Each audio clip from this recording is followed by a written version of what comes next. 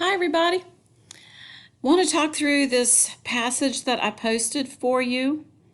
Um, this one has been around for a while, and I went on the hunt to try to figure out what exam it came from. And, I couldn't find it, which is so weird, but I almost think it might have been on an AP Lang exam instead of an AP Lit exam, but I don't even think that much matters because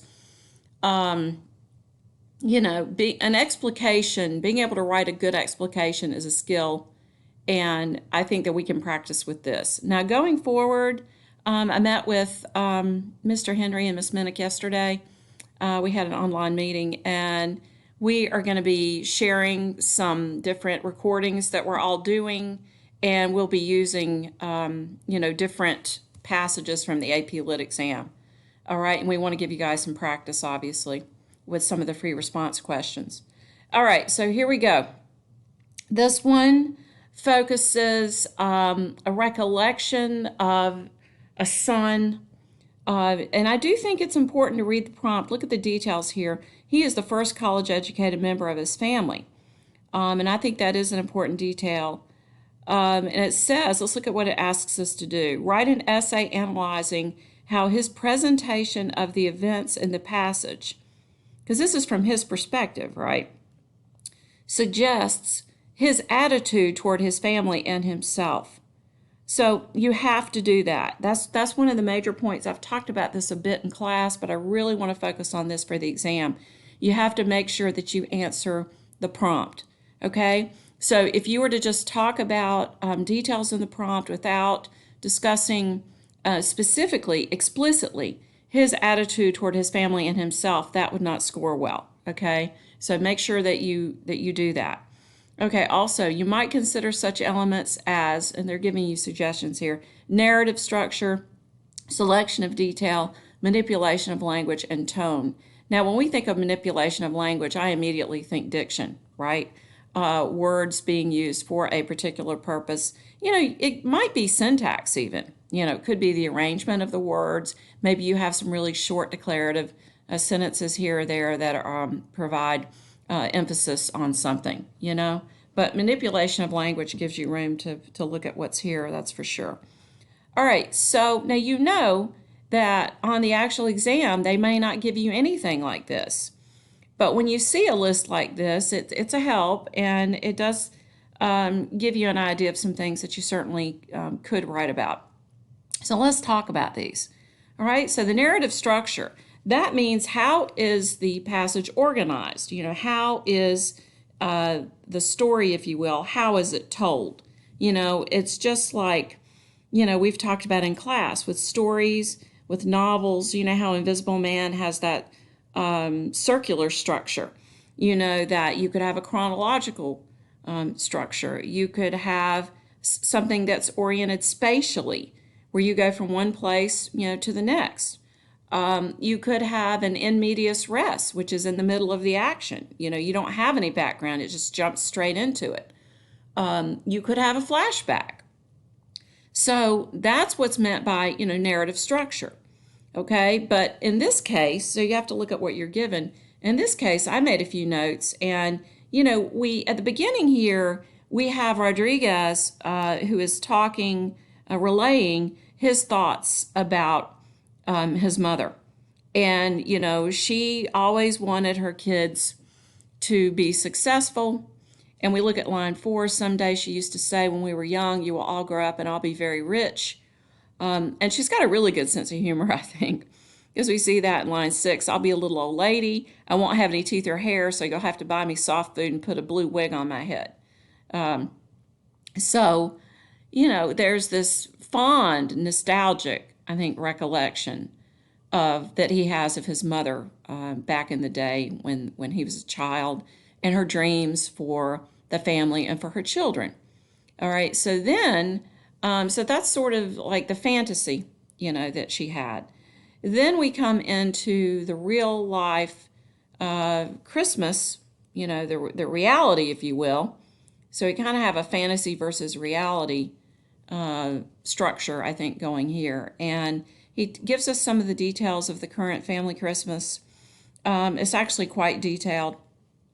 And he paints a picture in which there certainly seems to be a lot of material wealth, but not so much warmth of feeling.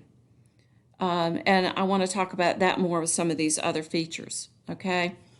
So the structure, the narrative structure, and talking about that, you've got him relaying what he used to think. He comes into the present and tells us, what's happening.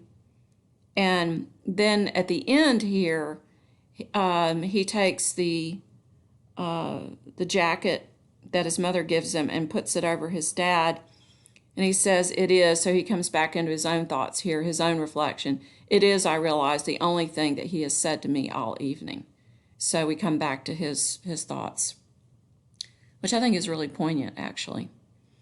All right, so selection of detail. Well, what does that even mean, okay? Because that could be a lot of things, but we have to keep in mind, like I said, your focus has to be how Rodriguez's presentation of the events in the passage suggests his attitude toward his family and himself, okay?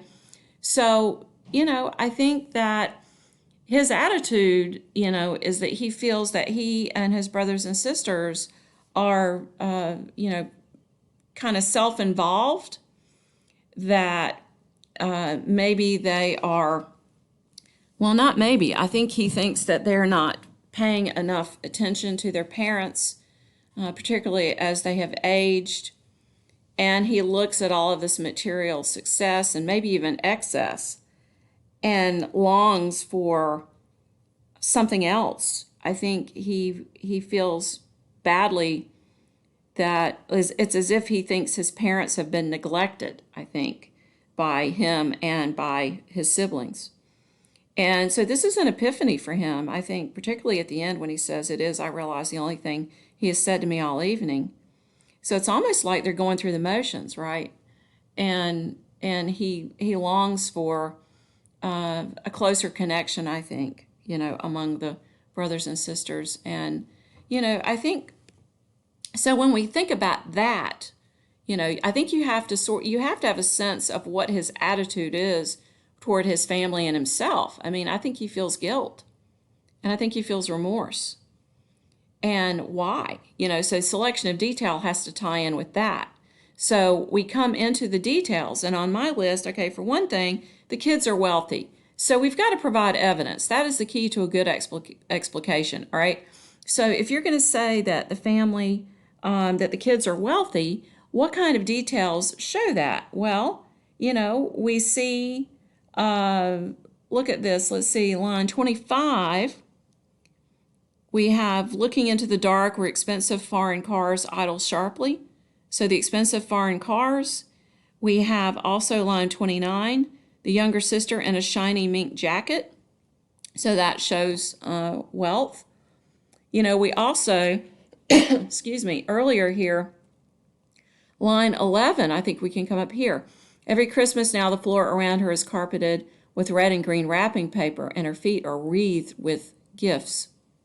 Right? So you have this clear evidence that there is a lot of financial success here. Also, the idea, though, that the grown kids now, are self-involved, they want to get on with their own lives. Look at line 15. The room has become uncomfortably warm. Talk grows listless. Children are falling asleep. And then you have the quote here, we have to get up early tomorrow. That almost comes across like an excuse. We got to go. Look at this other detail here. We have line 22. Children are bundled up for the fast walk to the car, right? And of course, I think the fact that these foreign cars are idling, they're ready to go. I mean, the car is running, okay? So they're ready to make their escape as quickly as they can. So I think that the self-involvement is there. Even the fact, his recollection at the end, when he says it's the only thing that he has said to me all evening, well, he's making it clear that in his mind, maybe he hasn't made enough effort with his dad to engage with him and to talk with him. And so that, I think, is evidence of self-involvement, as well. I think that the quotes are important as well, because these are these stand out, I think, in Rodriguez's mind. You know, does anyone want coffee or more cake? That's kind of superficial, right? We have to get up early tomorrow. That's an excuse. Don't come out. It's too cold. Somebody shouts at her or at my father. They want to get out of there. Okay, don't come out. It's too cold. It's not because it's too cold. It's because they want to leave, right? And then the mom says here on line 39, Daddy shouldn't be outside. Here, take this jacket out to him. So, you know, different sense of priorities. You know, the mother is very concerned about the father, while the kids really just want to get out of there and go back to their own lives. I think another another point made with this is that the parents are getting older. They're small, they're thin. We see these details here about the dad. Look at here, line 44. In that instant, I feel the thinness of his arms. He turns. He asks if I'm going home now. So, you know, he's getting older. They're both getting older. Look at line 25 at the end here about the mom. She seems all of a sudden very small. She looks worried. So the parents are aging. You know, they're fragile. And so we have some evidence of that, you know, as well. Okay, so I think that there's a lot, certainly, that we could talk about in terms of selection of detail as it relates to his attitude toward his family and himself, and the fact that he sees them as being self-centered and not as concerned about their parents as they could or maybe should be. And I think he includes himself in that, you know, as well. Tone. I want us to think about tone. We need to have some good words for tone. I said that in class. I think that he is nostalgic. I think a good word for this particular passage would be wistful. W-I-S-T-F-U-L, wistful. What does that mean if someone is wistful or has a wistful attitude? Well, the person is sad and wishes that things could be different. You know, there's a longing implied, right? A yearning implied. And, you know, I think it's ironic. I want to make this point too, even though that's not one of the features that they mention. I hope that you see the irony in this, that, you know, the family, the children have become very financially successful. So the mother's dream of her kids' success has come true. I mean, it really has come true. But sadly, in this Christmas recollection, it doesn't seem that material success has really brought the family closer together. If anything, they are distant. And, you know, they come together and they keep up the old traditions, and, you know, they maintain the outward appearance of getting together, but they're not as close, again, as they could be. And I think as close as Rodriguez wishes that they were. So, you know, dreams can come true, but it's like they say, be careful what you wish for, right? So I think that's an important point as well. So nostalgic, I think it's wistful, maybe even bittersweet, because, you know, you've got the sweet, the financial success, you've got the bitter with it. It's not perfect. We even have this, I think it's really important up here, line 31. My mother stands waving toward no one in particular. She seems sad to me. How sad? Why? Sad that we're all going home. Sad that it was not quite, can never be the Christmas one remembers having had once. I am tempted to ask her quietly if there's anything wrong. But these are questions of paradise, Mama. So he senses that even his mother feels wistful, that she longs for the past, and that they're all just sort of going through the motions, and that she does feel sad about that and the fact that things can't be like they used to be. But you notice he says, I am tempted to ask her if there's anything wrong, but he doesn't. You know, even he doesn't. And then he says, my brother drives away right after that. So I think that short declarative sentence really punctuates this distance that has probably evolved over the years, you know, for the family. So, you know, Christmas is supposed to be a happy time of love and warmth and togetherness. And sometimes for some people, it really serves quite the opposite function, because it shows people that things are truly not the way that they wish they were. And so that's ironic and sad, you know, sometimes. So anyway, on that note, I'm going to end this, and I will come back and discuss the student paper, okay? All right. I'll be right back with another recording.